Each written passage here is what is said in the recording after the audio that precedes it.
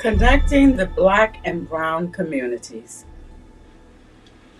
John 11:52 reads, "And not for the nation only, but in order that he might also gather together as one the children of God who are scattered abroad."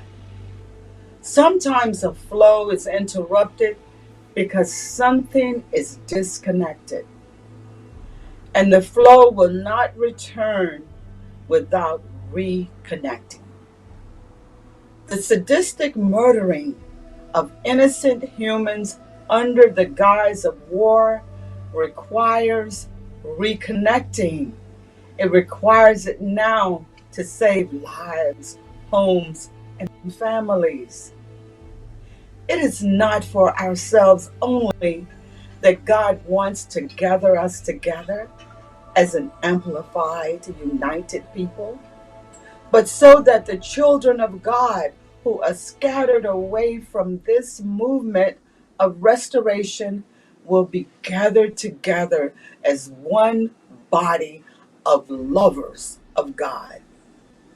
I love the entirety of America's Pledge of Allegiance, but one of my favorite parts of this pledge says, "One nation under God, indivisible, with liberty and justice for all." This American nation of one came after hard work, sacrifice, and bloodshed, not necessarily in that order, but the ends justified the means. A nation fighting for its independence must have all hands on deck. My outreach to people under tyrannic rule throughout the world is to unite and to scream out to the world, "End mass killings, end tyrannic rule." This fight to restore a people is like the baby of a strong and courageous parent. And you, O royal inhabitants of the land where oppression rules, are its parents. Rise up, people of oppressive rule, in your fight to restore the land. Don't fall asleep on the battle lines, or God may see your negligence to unite as a rejection of restoration, and thus send in forces to smite the land. This is a difficult thing to say to people who are working so hard for restoration. But to those who have lost their fire, remember the workers must be plentiful to meet the labor needs. The unity must be evident to scare the enemy away.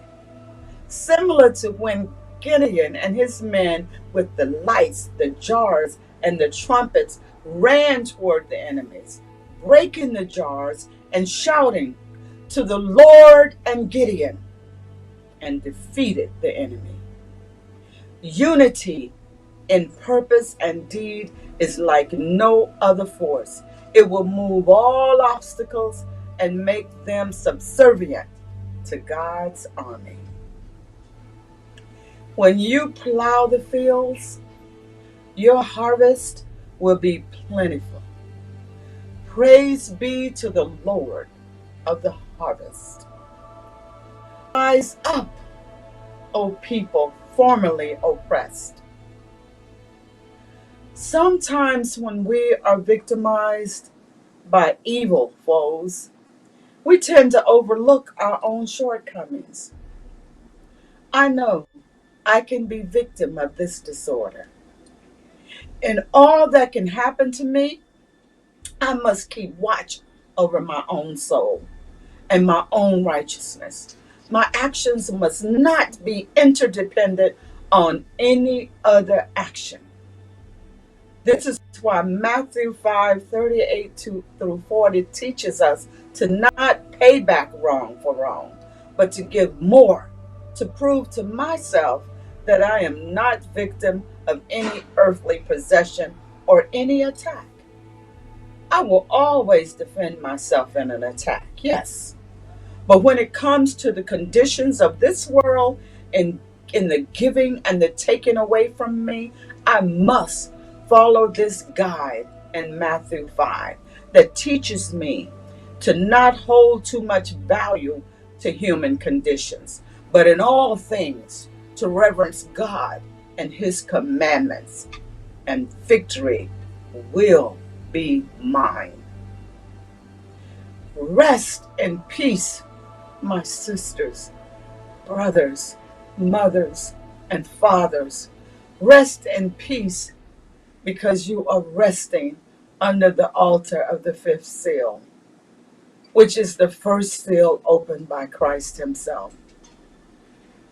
The first four seals of Revelation 6 were opened to reveal four horsemen that corresponded with Jesus' prophecy in Matthew 24, 4 through 7.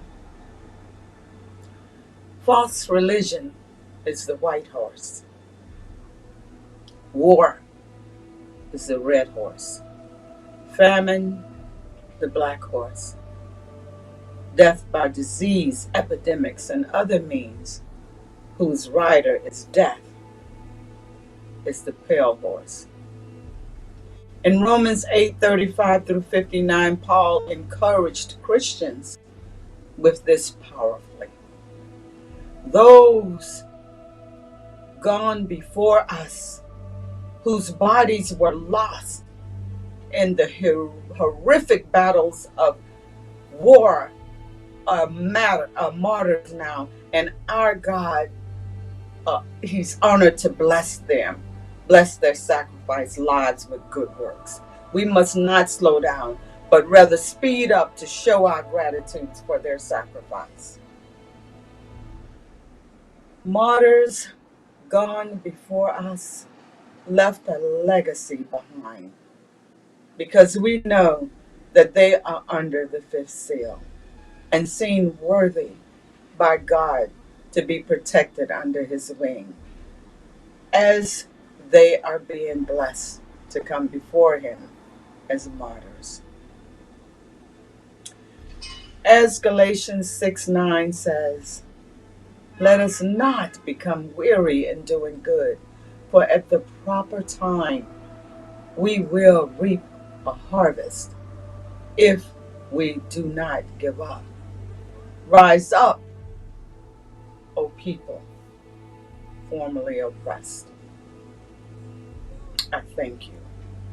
I am Aasia Storm, and this is 15 Minutes. Good evening.